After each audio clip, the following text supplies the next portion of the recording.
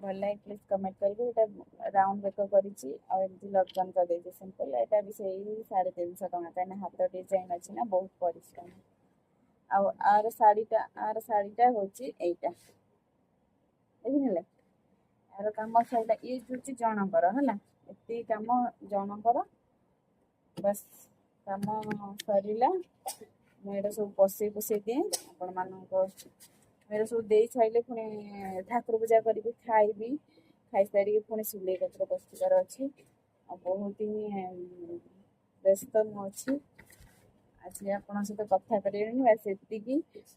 Next ଆଉ ବି ଗୋଟେ blouse ବି ମୁଁ କରିଛି। ମୁଁ ଆହୁରି ବି ବହୁତ ସାରା ବ୍ଲାଉଜ କାମ ହେଇକି ପଡ଼ିଛି, ମୁଁ ଆପଣମାନଙ୍କୁ ଦେଖେଇବି, ପରେ ଦେଖେଇବି।